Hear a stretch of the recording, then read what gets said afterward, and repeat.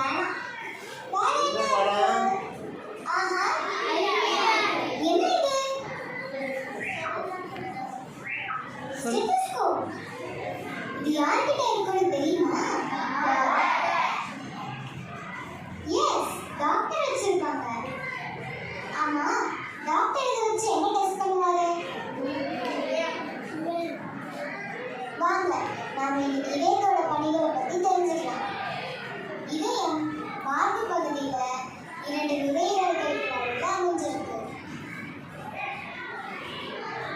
இது சற்றே கூம்பு வடிவம் உடையது.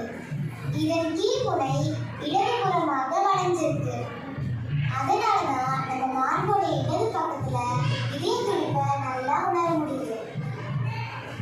இதயத்தை பெரிகார்டியம் என்னும் கடினமான இரட்டை அடுக்கு சவ்வு சூழ்ந்திருக்கு. இந்த 2 சவ்வுகளுக்கும் இடையில பெரிகார்டியல் திரவம் தேங்கி இருக்கு. இந்த திரவம் இதயத்தை அதிர்வுகளிலிருந்து பாதுகாக்குது. இப்போ இதயத்துக்கு உள்ள போய் பார்க்கலாம். இதயம் 4 அறைகளாக பிரிக்கப்பட்டிருக்கு.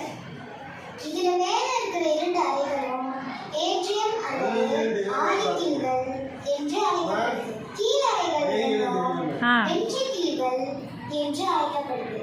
மேலறையிலிருந்து கீழறைக்கு ரத்தம் செல்ல அனுமதிக்கும் வாழ்வு ஒரு வழி பாதை போல செயல்படுது. மேலறையிலிருந்து